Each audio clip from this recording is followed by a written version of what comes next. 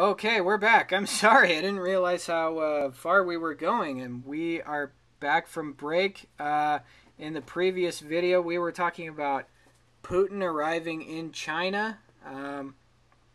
Basically, he's going to a summit with some of these other world leaders.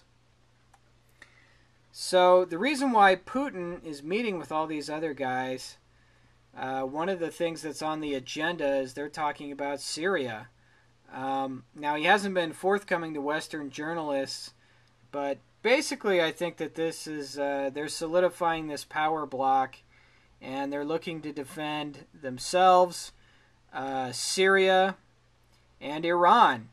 And who else is meeting at this summit here in China? Why, none other than Mahmoud Ahmadinejad, the president of Iran.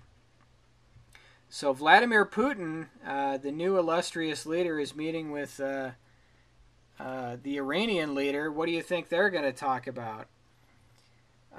So this is from the New York Times.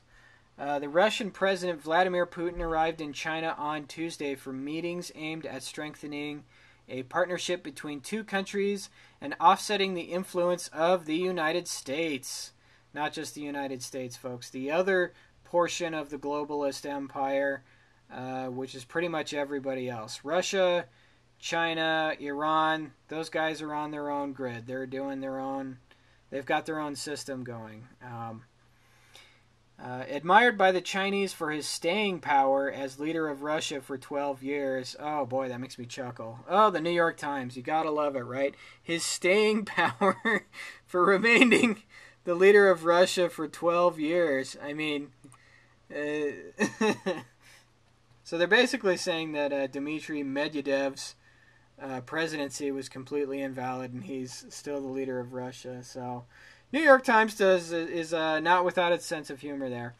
Mr. Putin discussed with President Hu Jintao their common approaches to Syria, according to state television.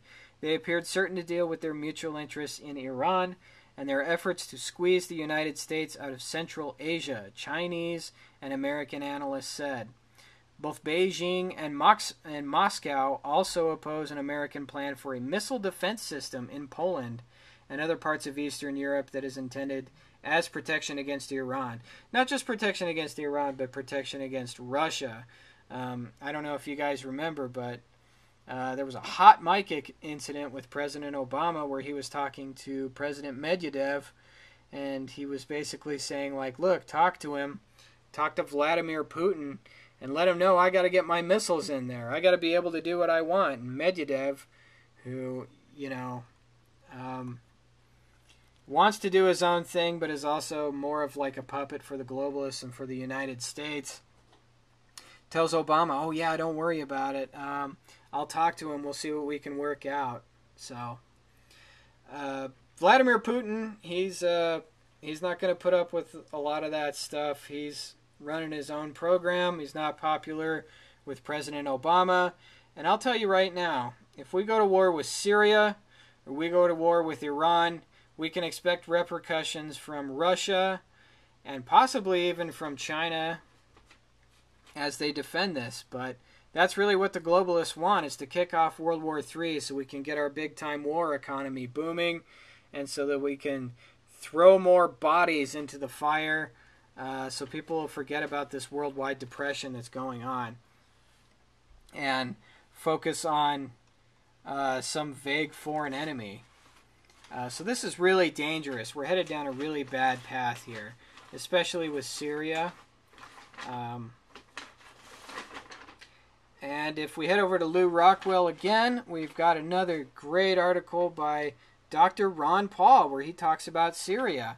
And he basically tells us to be cautious about some of the mainstream media news reports about Syria, about the Syrian so-called rebels that are attacking the towns near Damascus.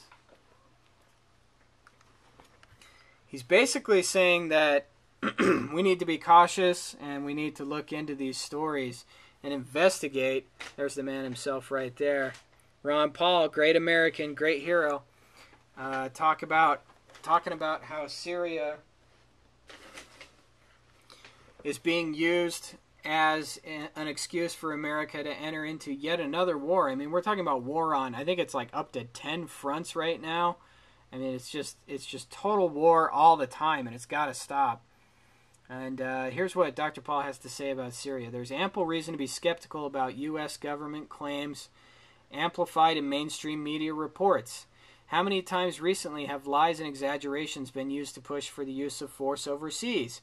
It was not long ago that we were told Gaddafi was planning genocide for the people of Libya, and the only way to stop it was a U.S. attack. Those claims turned out to be false, but by then the U.S. and NATO had already bombed Libya, destroying its infrastructure, killing untold numbers of civilians, and leaving a gang of violent thugs in charge. You know who that gang is? It's Al-Qaeda. Al-Qaeda was seen in Libya wearing brand new black uniforms, and they are initiating genocide against black Africans in Libya. But the mainstream media doesn't report on any of that stuff.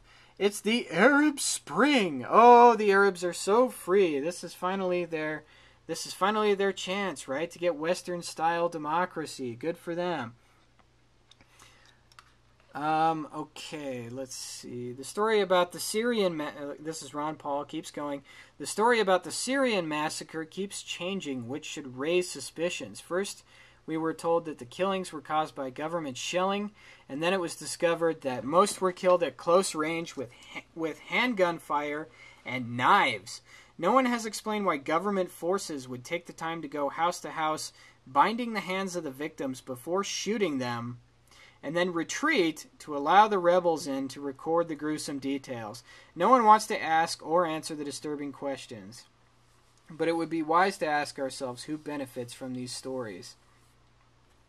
So we're talking about terrorist organizations, one of which is Al-Qaeda, moving into Syria, chopping up people with knives and shooting them in the head with handguns, but binding them up before they do all of that so that people can come in and record all of the gruesome details, and the PR stunt can be considered complete.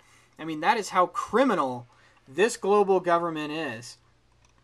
And our government is being used as the enforcement arm for the global corporate empire to move into countries, steal their wealth, kill all of their people, and just perpetuate this horrible warfare state. And Syria is the front line of that. So that's a really important story. Night Watchman News is going to keep talking about Syria, and we'll keep you abreast of any breaking news on that.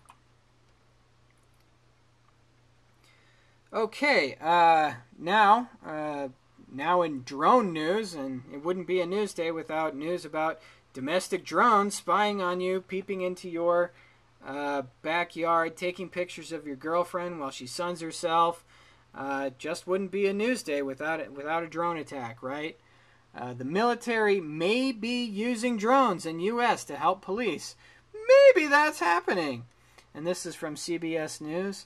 As the Federal Aviation Administration helps usher in an age of drones for U.S. law enforcement agencies, the use of unmanned aerial vehicles domestically by the U.S. military and the sharing of collected data with police agencies is raising its own concerns about possible violations of privacy and constitutional law, according to drone critics.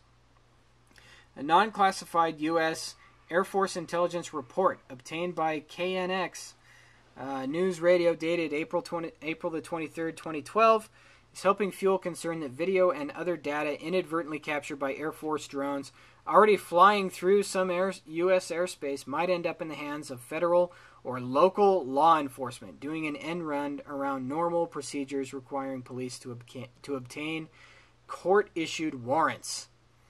So that's what's sick about this thing, is that they don't have a warrant, but they're just going to videotape you anyway, chilling in your backyard or doing whatever it is you're doing, just walking down the street. And if that information is available, or if that information is deemed useful by local law enforcement or federal law enforcement, well, it's there just in case. That's not how this works, folks. They got it all backwards. If you want to take pictures of people in their backyard, you have got to get a court order first. You have got to get a warrant. These guys don't have that. They're breaking the Constitution. and they are the criminals. The military is the criminal. The criminal element within our society. They are the terrorists. They are the ones polluting our society with constant surveillance and sending their little toy helicopters to spy on us. And I am sick of it. Okay. Another really interesting news story. This is from Salon. The liberal snob rag of record. Really interesting story. From the Paris Review, which is a literary and culture magazine. The Paris Review, the Cold War, and the CIA. And it goes on to explain how the CIA basically funded this magazine, the Paris Review, and they had their journalists, they basically used their journalists to spread the CIA's message. And what they were trying to do, and this is back in the 1950s, 1960s, is sort of make the Russians look bad. So they, while they claimed to be apolitical, they had news stories, or they had, I guess, literary reviews and stuff that talked about American values. They kind of front-loaded American traditional stories and everything. And, you know, they tried to run all this propaganda that would run counter against some of the propaganda that the Soviet Union had. So this is the Information Bureau right here. This is the Disinformation Bureau telling us what we need to know. I mean, these guys make Stasi and the KGB look tame. They're taking over all of these news outlets, but, you know, this stuff is well documented. And one of the great documenters of the CIA and the media is none other than Carl Bernstein of Woodward and Bernstein fame. Now, this article is from a 1977 edition of Rolling Stone magazine, How Americans' Most Powerful News Media Worked Hand in Glove with the Central Intelligence Agency and Why the Church Committee Covered It Up. So, basically, it goes on to talk about how the CIA has infiltrated all of our main media outlets. And, God, the stuff that this guy talks about, it will blow your mind. Carl Bernstein. By far the most valuable of these associations, according to CIA officials, have been with the New York Times, CBS, and Time Incorporated. Among the executives who lent their cooperation to the agency were William Paley of the Columbia Broadcasting System, that's CBS, Henry Luce of Time Incorporated, Arthur Hayes Sulzberger of the New York Times, Barry Bingham Sr. of the Louisville Courier-Journal, and James Copley of the Copley News Service. Other organizations which cooperate with the CIA include the American Broadcasting Company, that's ABC, the National Broadcasting Company, NBC, the Associated Press, the United Press International, Reuters, Hearst Newspaper, Scripps Howard, Newsweek Magazine, the Mutual Broadcasting System, the Miami Herald, and the Old Saturday Evening Post and New York Herald Tribune. Huge, huge information. Talks about how journalists were used basically as go-betweens with foreign operatives and CIA agents. This is the controlled media, folks. This is the locus of control, okay? The CIA controls all of the ways that we receive our information, and they have been for a long time. I mean, this article was written in 1977, for crying out loud. So always be aware that there is control happening always. Okay, moving over to the Telegraph. Buyer's remorse for California's bullet train to nowhere. And here we see the infamous train from Los Angeles, the infamous, I guess, proposed train from Los Angeles to San Francisco. Ambitious plans for a fast track linking Los Angeles and San Francisco at speeds of up to 220 miles per hour in just over 2.5 hours were slimly approved. Blah, blah, blah, blah, blah, blah, blah. Okay, looks like we're coming up against another break again. We're going to have to split this up into 3 videos. So I'll go ahead and switch over, and we'll take it up from Bullet Train to Nowhere.